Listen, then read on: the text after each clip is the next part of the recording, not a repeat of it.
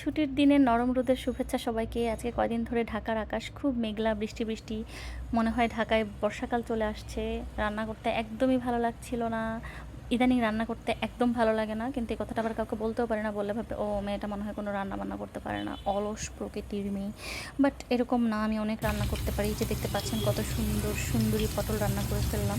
সেটার জন্য হচ্ছে পটলের দুই পাশে 45 ডিগ্রি অ্যাঙ্গেলে অনেকগুলো ক্ষত বিক্ষত করতে হবে। তারপর ভাজি যখন একদম শেষ হয়ে আসবে তখন পটলের নটকট বরাবর লম্বাভাবে চাপ দিলেই এরকম ফুলের মতো হয়ে যাবে। যাই হোক, এরপরে করলাম ঝাল ঝাল চিংড়ি মাছ, চিংড়ি ভুনা। আমার অনেক ভালো লাগে চিংড়ি, ছোট চিংড়ি। আমার আগে চিংড়ি একদম ভালো লাগতো না, কিন্তু কেন জানি আমার ইদানিং অনেক ভালো লাগে। আবার আমাকে যারা চেনেন তারা জানেন যে আমি অনেক ঝাল খাই।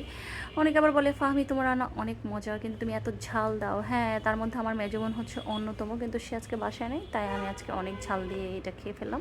তারপর অনেক ছবি টবি তুলে তারপরে ভাবলাম যে আচ্ছা ঠিক আছে, আমার বাগান বিলাসটাকেও একটু দেখাই।